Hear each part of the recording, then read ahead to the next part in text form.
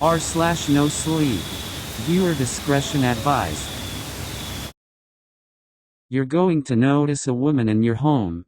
You must ignore her. It was December of 1999 when she infested our quiet, Midwestern home. My father called for me from downstairs. I assumed it was time for dinner. He was standing at the bottom of the stairs and had his hand up in an effort to keep me from coming down. The moment I saw the panic in his eyes, I knew something was wrong. "I want you to listen to me very carefully," he said. My heart started to race as he continued. "It's very important that you keep your eyes on me. You're going to notice someone else in our home. But you must ignore her as much as possible." I almost started laughing. My 12-year-old mind trying to comprehend what he was getting at, assuming this was some sort of out-of-character joke.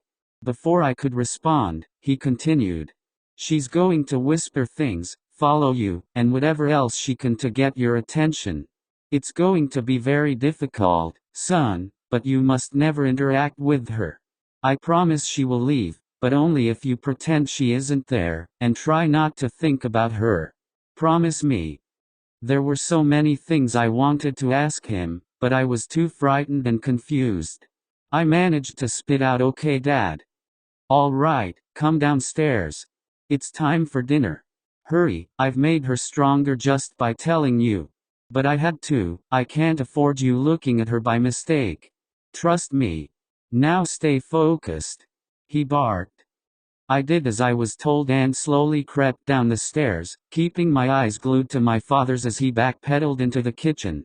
I felt the temperature drop significantly as I reached the first floor. I smelled a familiar, sickening and sour scent in the air. It reminded me of the time a raccoon died in our wall and stunk up the house for a whole week. My father and I sat down at the table at the same time. My sister was across from me, her head hung and her eyes stared at the empty, porcelain plate in front of her. My mother pulled a casserole out of the oven, her eyes were swollen and tear-stained. I kept my focus on my family, but out of the corner of my eye I could see a blurry mess of dark, matted hair, and sickly, gray skin. There was no energy in the kitchen, drained of all the warmth and laughter that usually accompanied our meals.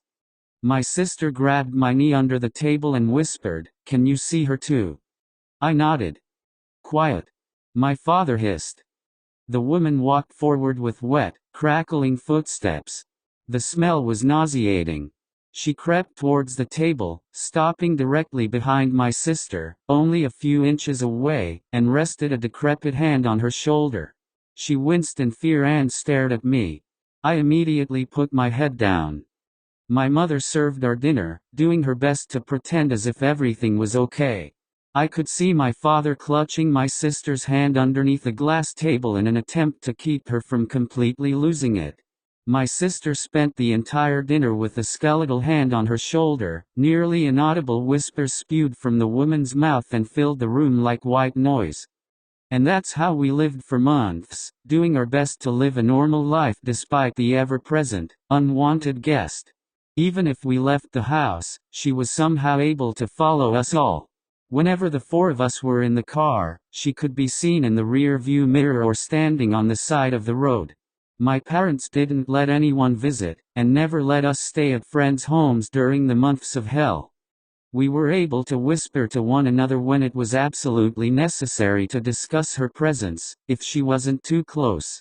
My father made us promise to never tell anyone.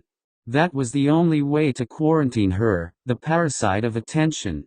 We concluded that she infected a single household at a time, unable to be seen by anyone outside the home unless their mind had been tainted with knowledge of her existence. I learned a few years later that my father was the reason for her arrival. His sister, back in the 70s, had been infected from another and it followed my aunt into their home. In 1999, for whatever reason, my father struggled to keep the thought of her at bay. In turn he brought her back into his life, and ours. We kept the promise of keeping her a secret from others, and it was the hardest thing we've ever done. All of us tried leaving the house as a group, and she followed. We couldn't bring ourselves to break our family apart. It was hardest for my mother, who was stuck alone with her while we're at school and my father was at work. Everything changed the day my mother broke. It was a snowy February night. We had finished dinner and my mother decided to go to bed early. She was sitting on their bed, making herself almost impossible to ignore. My mother couldn't take it. I heard her screaming from the bedroom, demanding that she leave us alone. My father sprinted upstairs to try and stop her. That was the last I ever saw my mother. A pool of blood on the white carpet was all that remained. The woman was still there, but my mother was gone. In the following weeks, she whispered to me. She told me I could see my mother again, all I had to do was look and ask how. I never did. The reason I am telling you is because I want you to think about her. I saw her again, this morning, for the first time in 18 years. I cannot afford to lose my wife or children to the parasite.